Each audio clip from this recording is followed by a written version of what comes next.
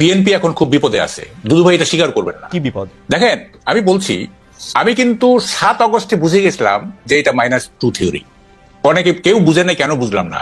Tarique Rahman next available flight ধরে ঢাকায় নামবেন এবং উনি সেলিব্রেশনে যোগ দিবেন। That was expected.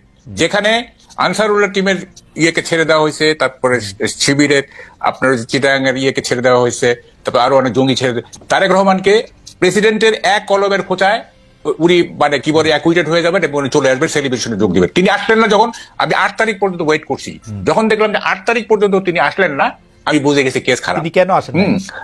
হ্যাঁ, আসতে দেওয়া হয় নাই। Simple as that. K stop করবে তারেক সাহেবকে আসার জন্য? আমি বলি, শুনেন, এইটা বিএনপি নেতৃবৃন্দ তো বলে যে আসলে আমরা কি আইনগতভাবে তাকে আনতে চাই, আমরা একটা লিগাল ফ্রেমওয়ার্কের মধ্যে দিয়ে আনতে চাই। এগুলি আমি বিশ্বাস করি না। এইটা সরকার, ইউনূস সাহেব আসতে দেয় নাই, বা সরকার আসতে দেয় নাই, বা অভ্যুত্থানকারীরা আসতে দেয় নাই। এটা প্লেন অ্যান্ড সিম্পল। এবং দেখেন, এখনো পর্যন্ত কিন্তু তারেক রহমান আসতেছে না। এবং এখনকার সিনারিওটা কি, আপনার তো সময় কম। দেখেন, বিএনপি এখন কমন টার্গেট হয়ে গেছে। কমন টার্গেট এখানে জামাত বিএনপির বিরোধিতা করতেছে, বৈষম্য বিরোধীরা বিএনপির বিরোধিতা করতেছে, সরকার বিএনপির বিরোধিতা করতেছে। এবং আজকে যে কুয়েটের ঘটনাটা, এটা খুবই সিগনিফিকেন্ট। আমি কয়েকদিন আগে তৃতীয় মাত্রায় বলে আসছি যে আমি একটা রক্তাক্ত বাংলাদেশের ক্যানভাস দেখতে পাচ্ছি, একটা রক্তাক্ত বাংলাদেশ। এবং সেইটা আমার এই প্রেডিকশন ভুল হওয়ার কথা। আমার কোনো প্রেডিকশনই ভুল হয়নি, যাকে অত ক্রেডিট নিতে চাই না আমি। কথাটা হচ্ছে যে একটা রক্তাক্ত বাংলাদেশের দিকে এগিয়ে যাচ্ছে। কামাল ভাই, আপনি একটা কথা, এমন একটা কথা বলছেন যেটা আপনি আসলে আগেও আপনার লেখা এটার মধ্যে ইঙ্গিত আছে, কিন্তু আমি এই কথাটার সাথে সাংঘাতিক রকমের দ্বিমত পোষণ করি। আমি মনে করি তারেক সাহেব বাংলাদেশে এখন ফিরে নাই, এটা তারেক সাহেবের চয়েস। উনি কেন ফিরতেছে না সেটা দুদু ভাই কিছুটা হইলে বলতে পারবে, কিন্তু বৈষম্য বিরোধী ছাত্র আন্দোলন বা ডক্টর ইউনূস তাকে ফিরতে দিতেছে না, এই ক্লেমটার পক্ষে আপনার যুক্তিটা কি? দেশ চালাতেছে এখন বিএনপি, প্রত্যেকটা জায়গায় চাঁদার থেকে শুরু করে সচিবদের মধ্যে বিএনপির সালাম না দিয়ে সচিব হইতে পারছে কেউ? শুনেন, বিএনপিকে না, আমার একটা হচ্ছে যে আপনি একটু অন্যভাবে বলছেন। সরকারি সবকিছু দখল করতেছে জামাত, আর বেসরকারি জিনিস দখল করতেছে জামাতের কাছে গেছে হচ্ছে স্কুল কলেজ, না অন্যান্য ক্ষেত্র গেছে। যাই হোক, এখন সেটা কথা না। কথাটা হচ্ছে যে এই মুহূর্তে যদি তারেক রহমান বাংলাদেশে আসে, হ্যাঁ, তাইলে মানে উনি পুরো জিনিসটা ওনার গ্রিপে চলে আসবে, হোল নেশন তার পিছনে চলে যাবে। তারপরও কেন উনি আসতেছেন না? কি কারণে?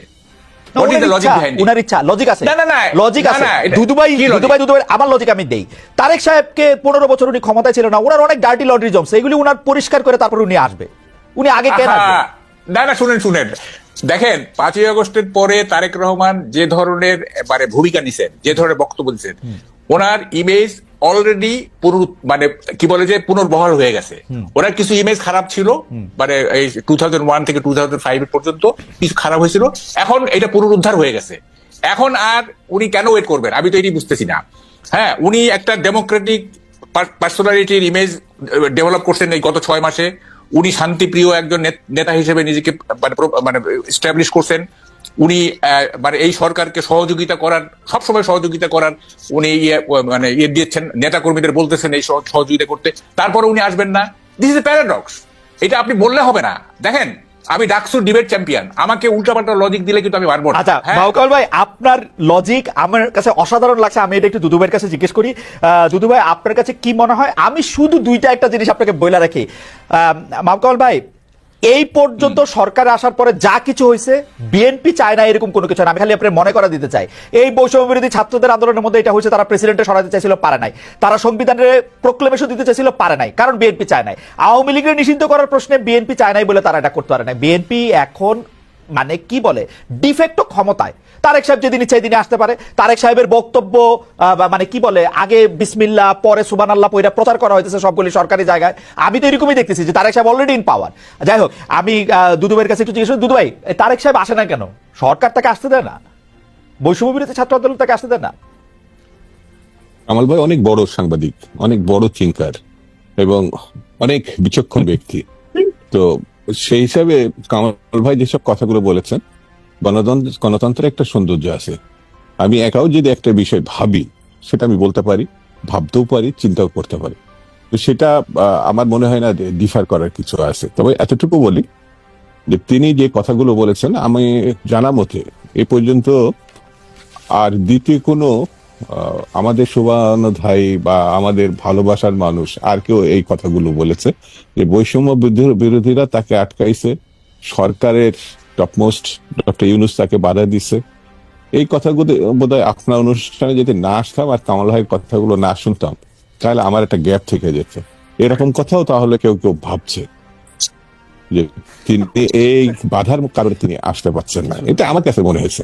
তো কামাল ভাইকে ধন্যবাদ যে একটা নতুন আপনার অনুমতি নিয়ে আমি একটা প্রশ্ন করতে পারি? কামাল ভাইয়ের কথা কিন্তু খুবই লজিক্যাল, কারণ এই পর্যন্ত বিএনপি তারেক সাহেবের না আসা পর্যন্ত সম্পর্কে যে যুক্তিগুলি দিচ্ছে একটা যুক্তিও ঠিক না, আইন আদালতের হ্যান ত্যান এগুলি একটাও ঠিক না। এটা নিয়ে আমি আলাদা ডিবেট করতে পারি, কারণ ইন অ্যাবসেন্সিয়া তার মামলাগুলি খারিজ হয়ে যেতেছে, উনি দেশে আসবেন মামলা খারিজ হবে, এতে কি সমস্যা আমি তো বুঝি না।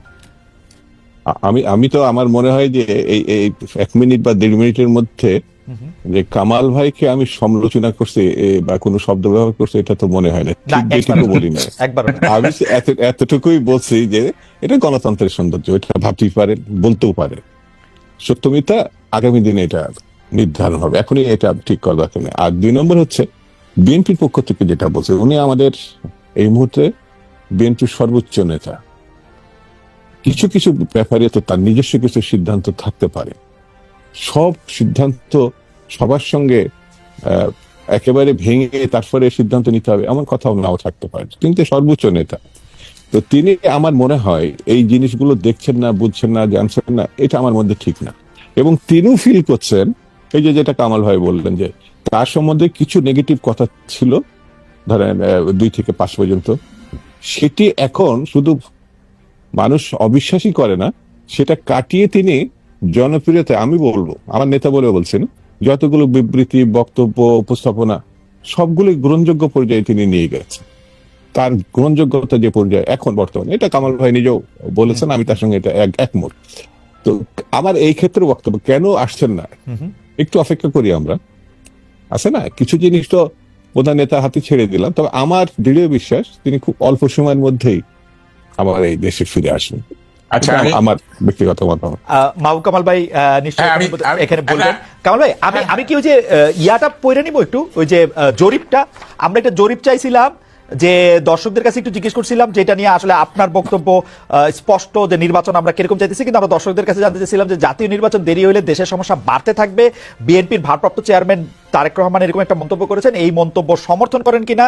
শতকরা 36% এই মন্তব্য সমর্থন করেছেন, শতকরা 64% মন্তব্য সমর্থন করে নাই। 58,000 দর্শক এখানে ভোট দিয়েছেন যে বিএনপি জাতীয় নির্বাচন দেরি হলে দেশের সমস্যা বাড়তে থাকবে কিনা, এতে বেশিরভাগ জনের সমর্থন করে না। আমি একটু কামাল ভাই আপনার কাছে ফিরতে চাই যে আপনি আসলে বলছিলেন যে তারেক সাহেব দেশে ফিরছেন না কেন, দুদু ভাই একদম স্পষ্টই বললেন, আপনি শুনতে পেয়েছেন যে উনি খুব শীঘ্রই ফিরে আসবেন। তবে আমি দুদু ভাইয়ের কাছে আসবো এটা নিয়ে, কামাল ভাইয়ের মন্তব্য আগে শুনে আসি। আচ্ছা শুনেন, কথাটা হচ্ছে আমি আর একটু এগিয়ে যাই। দেখেন, মিসেস জিয়া মানে খালেদা জিয়া যেদিন লন্ডনে চলে গেলেন, তার 3-4 দিন আগে যুগান্তরের নিচে আমরা একটা ক্যান্টিনে চা খাই, তো কে জানি বলতেছিল যে বিএনপি কে করতে -2 থিওরি, এটা 111 মতো।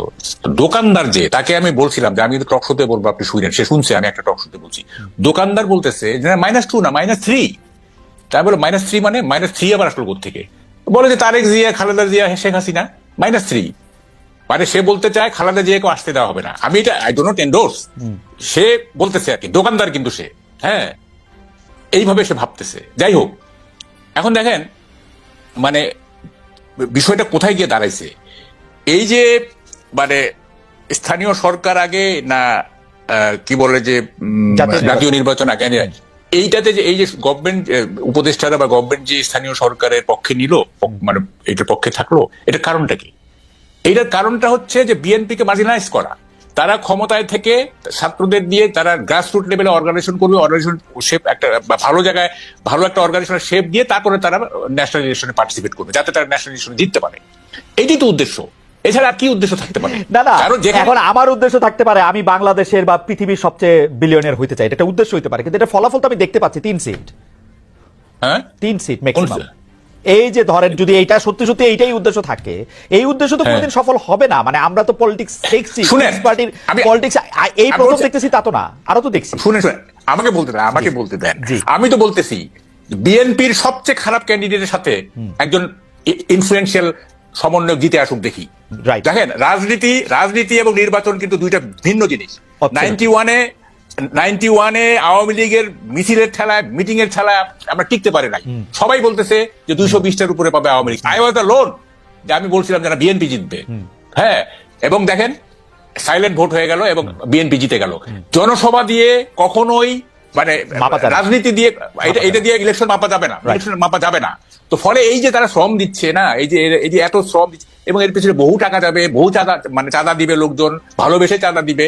হ্যাঁ, তারপরে এই যে এত টাকার কি মানে what is the use of all this things? হ্যাঁ, আমি তো এইটার কোনো দেখেন, আপনি দেখেন খালেদ, আপনি আমাকে মানে একদিন একা ডাকেন তো, মানে আমার কথার পাহাড় জমে আছে, মানে এই যে 1 ঘন্টা তাও দুইজন আমার মানে কথা শেষ। আচ্ছা ঠিক আছে, আমি একটু কামাল ভাই আপনার কথা আমি একাই শুনতে চাই। আপনি ওই জায়গাটাতে একটু বলেন, আমি বোধহয় আপনাকে ডিস্টার্ব করতেছি, যে আপনি ওই জায়গাটা একটু বলেন তো, যে আপনার কাছে কেন মনে হচ্ছে যে বিএনপি এর প্রতি অনেকে টার্গেট করতেছে, এই জন্য বিএনপি দুর্বল হইতেছে এবং বিএনপির শীর্ষ নেতৃত্ব আসলে এখন, আমি যদি তারেক সাহেবের কথাই বলি, যে তারেক সাহেব দেশে ফিরতে পারবে না, বেগম জিয়া দেশে ফিরতে পারবেন না, মানে এটা আপনি কেন মনে হচ্ছে? আমি তো যে কোনো জায়গায় বিএনপির পদচিহ্নটা, পদরেখাটা, পজিশনটা খুব স্ট্রং দেখতে পাই। দেখেন, বিএনপিকে এখন যেমন আমি পার্সোনালি যেটা মনে করি, যে আলট্রা ইসলামের চাইতে বিএনপি যেহেতু মডারেট ইসলাম পার্সিউ করে, এই মুহূর্তে বিএনপি হচ্ছে মানে একটা আদর্শ, মানে যেহেতু আওয়ামী লীগ নাই, অন্য কেউই নাই, মানে বড় দল কেউ নাই, সুতরাং বিএনপি এখানে মানে এই যে মডারেট ইসলামের মধ্য দিয়ে, এবং তার মধ্যে যেহেতু জিয়াউর রহমান সাহেব মুক্তিযুদ্ধের একজন বিরাট নেতা এবং স্বাধীনতার ঘোষণা পাঠকারী, সুতরাং মুক্তিযুদ্ধ থাকলো, মডারেট ইসলাম থাকলো, একটা মিক্সচারের মধ্য দিয়ে আমরা আগায় যাব। এটা আমি পার্সোনালি বিলিভ করি, এবং আমি বিলিভ করি এইটা শিক্ষিত লোকদের সবাই এটা মনে করে যে একটা মডারেট ইসলাম প্লাস মুক্তিযুদ্ধের চেতনা, যেহেতু জিয়াউর রহমান বিএনপির প্রতিষ্ঠাতা, হ্যাঁ, he had magnificent role in liberation. হ্যাঁ, তো ফলে এই দলটা যদি মডারেট, যেহেতু বাংলাদেশ মানে ধর্মপ্রবণ একটা জাতি, হ্যাঁ, সুতরাং আলট্রা ইসলাম, ওই মানে কি বলে যে একেবারে ফান্ডামেন্টাল, সেগুলো মডারেট ইসলাম এবং মুক্তিযুদ্ধ মিলায় একটা সোসাইটি আমরা গড়ে তুলবো, এইটা আমরা চাইছিলাম, এবং এইটা অনেকেই এটা চায়। কিন্তু আমি বিএনপির রাজনীতিটা এইটা যে এত রহস্যপূর্ণ, আমার কাছে দুদু ভাই এই রহস্য কিভাবে ভেদ করবেন আমি জানি না, এটা আমার কাছে খুবই রহস্যপূর্ণ মনে হচ্ছে। এবং আমার কাছে মনে হচ্ছে যে বিএনপির কাছে এখন মানে বেশি শত্রু হচ্ছে আওয়ামী লীগ, বর্তমান সরকার না। তারা কথায় কথায় স্বৈরাচার, আরে কই স্বৈরাচার ইজ পার্ট অফ হিস্ট্রি, তাদের ফেরার আর কোনো সম্ভাবনা নাই। কিন্তু আপনি কি একটু অন্যরকম কথা বলতেছেন না? আপনি বলতেছেন বিএনপির কাছে প্রধান শত্রু আওয়ামী লীগ, কিন্তু আমি দেখলাম যে বিএনপির প্রধান একিউজ করা হচ্ছে তারা আওয়ামী লীগকে যথেষ্ট শত্রু মনে করতেছে না। না, এখানে শুনেন, এতে স্ট্র্যাটেজিটা বুঝতে হবে। পলিটিক্স শুনেন, মানে পলিটিক্স কিন্তু is a game of tricks. হ্যাঁ, এখানে দেখেন মানে বিএনপি আপনার মানে এই যে ধরেন রাষ্ট্রপতি সরল ইত্যাদি, সংবিধান তমুক, এই জাতীয় এইটা ঠিক আছে, এইটা বিএনপির পাবলিকের যে সেন্টিমেন্ট সেটাকে তারা ক্যাশ করতে যাচ্ছে। আবার দেখেন এই বিএনপি মানে এই যে কি বলে যে অন্য পলিটিক্স যে করছে আওয়ামী লীগ শত্রু, এইটা হচ্ছে তারা মনেই করে যে আলটিমেট শত্রু হচ্ছে আওয়ামী লীগ। যেমন ধরেন মনে করেন 17 বছর তারা ওয়ার্ড সাফারার। দেখেন আমি বলি, এই যে গত 15 বছর কি হয়েছে, বিএনপি কি বিরোধী দল ছিল? বিএনপি তো পার্লামেন্টের বিরোধী দল না, পার্লামেন্টের বিরোধী দল তো জাতীয় পার্টি। তো শেখ হাসিনা কেন বারবার বিএনপি জামাত করতো? কারণ আলটিমেট শত্রু হচ্ছে বিএনপি জামাত তার কাছে। সুতরাং হ্যাঁ, তার কিন্তু জাতীয় পার্টি এগুলি পার্লামেন্টের বিরোধী দলকে তো সমালোচনা করবে, তাই না? এটা তো আনঅফিসিয়াল বিরোধী দল।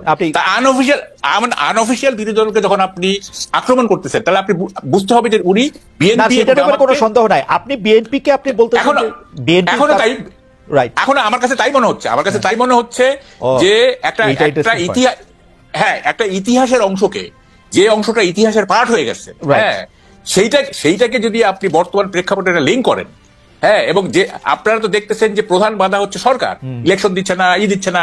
হ্যাঁ, আপনারা বাইরে যাইব না, আমরা সবই বুঝি দুদু ভাই, আমরা কিন্তু 53 বছর যাবৎ বাংলাদেশটাকে দেখে আসতেছি। হ্যাঁ, আপনারা চাচ্ছেন ইলেকশন, গভর্নমেন্ট দিচ্ছে না, তারপরেও আপনারা একটা সমঝোতা, একটা তবে কামাল ভাই একটা খুব গুরুত্বপূর্ণ জায়গায় আসছেন, যে কামাল ভাই মনে করতেছেন যে আসল শত্রু চিনতে বিএনপি ভুল করতেছে কিনা, সেটা নিয়ে আমরা একটু দুদু ভাইকে শুনতে চাই। দুদু ভাই, আমি মাঝখানে একটু বলেও রাখি, প্রধান উপদেষ্টা অধ্যাপক ডক্টর মোহাম্মদ ইউনূস হয়তো মানে পলিটিক্যাল দলগুলিকে ইন জেনারেল, এবং আমার কাছে মনে হয় যে স্পেসিফিকলি আপনি আপনার উপরেও নিতে পারেন বা বিএনপির উপর নিতে পারেন, যে রাজনৈতিক দল কোনো ইস্যুতে একমত হয়েছে কিনা, সংস্কার কোনটা চায় বা না চায়, সেটা ওয়েবসাইটে দিয়ে দেওয়া হবে, এবং এতে করে বোঝা যাবে যে আপনারা কি চান না চান। কারণ একটা কথা আপনাদের উপরে এসে পড়তেছে যে বিএনপি আর আওয়ামী লীগ আসলে একই জিনিস, সেই জন্য তারা সংস্কার চায় না, তারা যেনতনভাবে একটা নির্বাচন করে শুধু ক্ষমতায় বসতে চায়। আসল শত্রু চিনতে আপনারা ভুল করতেছেন কিনা দুদু ভাই? এখানে ছোট করেই বলি, কামাল ভাই বিস্তারিত বলেছেন, হয়তো কিছু কিছু বিষয় আছে